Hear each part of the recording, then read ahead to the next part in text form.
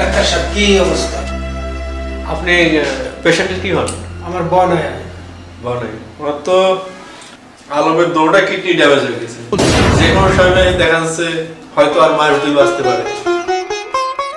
কত টাকা লাগতে পারে? এই ধরুন 3 লাখ। ডাক্তার সাহেব আর কোনো ব্যবস্থা নাই? ব্যবস্থা তো অবশ্যই আছে, কিন্তু যদি আপনার আত্মীয় স্বজনের ভিতরে যদি কেউ কিডনি দিয়ে থাকে বা ডোনেট করে শেষ চায়, তাহলে সেটা আপনি ট্রান্সফার করে দিতে পারতেছেন। তাছাড়া কোনো আমি উপায় দেখতেছি না। ডাক্তার সাহেব, আপনার কাছে আমি হাত জোর করে বলছি,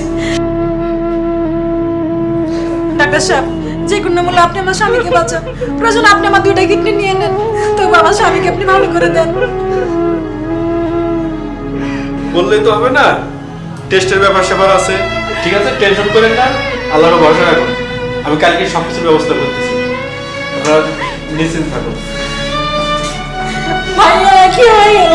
তুই কার জন্য কাঁদতেছিস? সে তো মানুষ না, সে একটা পশু। চল বাড়ি চল। কি বলতেছো তুমি ভাই? মানুষটা অসুস্থ, মেডিকেলে ভর্তি, তার 2টা কিডনি নষ্ট।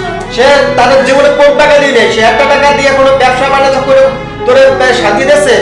সব তো তাস খেলা জুয়া খেলাইয়া সব উড়াই গেছে ফুটপাত করে। ভাই আমি এটা কিছু শোনার দরকার নাই, সে আমার স্বামী, সে খারাপ হোক ভালো হোক আমার স্বামী। আমি আমার স্বামীকে ছেড়ে কোথাও যাবো না। যাও তুমি যাও।